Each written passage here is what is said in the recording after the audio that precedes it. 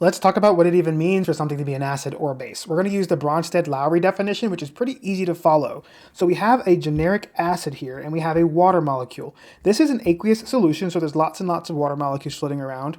And when you add an acid to water, or when an acid is in water, what's going to happen is you have something called proton transfer. A hydrogen ion is really just a proton. And what's going to happen is that a hydrogen ion is going to be transferred to the negative end of a water molecule. And notice how we have a different substance.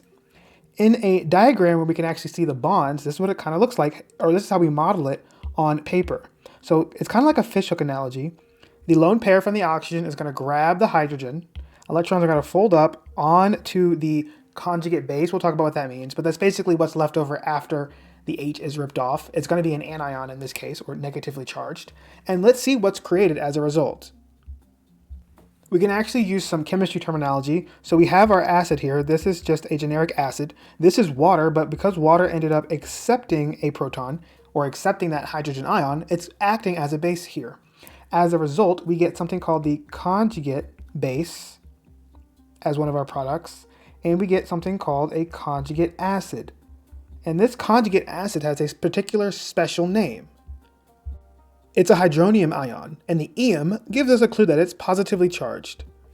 In a neutral aqueous solution or in neutral water, you'll have a whole bunch of water molecules and you'll have a small amount of hydronium and a small amount of hydroxides. And that's because naturally, just on a very small scale, but sometimes water will spontaneously give one of the hydrogens to a nearby water, and that leaves behind a hydroxide and equal amounts of hydronium. So in a neutral solution, you'll have a whole bunch of water and a little bit of hydroxide and a little bit of hydronium. But in an acidic solution, you get more hydroniums. It throws the balance off in favor of creating more hydronium ions in solution. And that's the conjugate acid, which makes the solution acidic.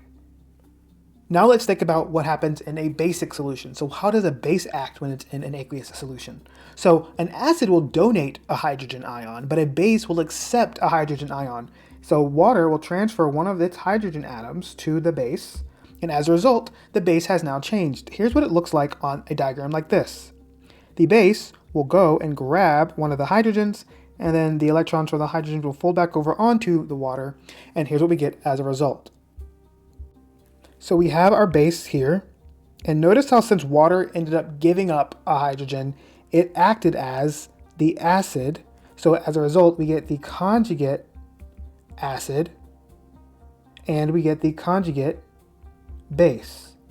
The conjugate base has a special name as well. We call it the hydroxide ion. And just like we saw with acids, but in the opposite direction, a neutral solution is going to have a whole bunch of water and a little bit of hydroxide and a little bit of hydronium. But when we add a base to water, it tips the balance in favor of creating more hydroxide ions. So we have more OHs in this solution. And that does extend into a different definition of acids and bases, which is just more generally a base is something that produces more hydroxide ions in solution. But we kind of see that here along with the Bronsted-Lowry definition. So let's review what we learned about acids and bases for the Bronsted-Lowry definition. An acid is effectively something that donates a hydrogen ion and it creates more hydronium ions in solution. So it tips the balance toward having more hydronium ions than hydroxide ions, and that's what makes the pH lower. A base is something that accepts a hydrogen ion, therefore it robs one of the water molecules, well, way more than one, but it robs water molecules of one of the hydrogens, creating the conjugate base we call hydroxide. So a base is going to create more hydroxide ions in solution. This is the pH scale, and it tells us how acidic or basic a solution is. If something is below 7 on the pH scale, it's considered to be acidic. If something is 7 on the pH scale, we call that neutral. And if something is above 7 on the pH scale, we call it basic. You also might hear the word alkaline. So the pH scale effectively tells us how much hydronium or not hydronium is there in the solution. So think of it this way.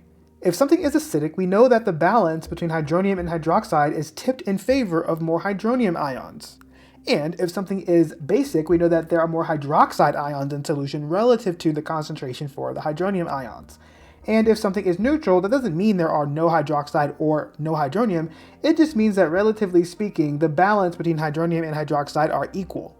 The pH scale does shift based on temperature, but we're going to assume pretty standard conditions where we have less than 7 is acidic, more than 7 is basic or alkaline, and when something is neutral, the balance between hydroxide and hydronium is equal. But when the balance between the two, the concentrations of each, are not equal, it's going to be acidic to some extent, or it's going to be basic to some extent.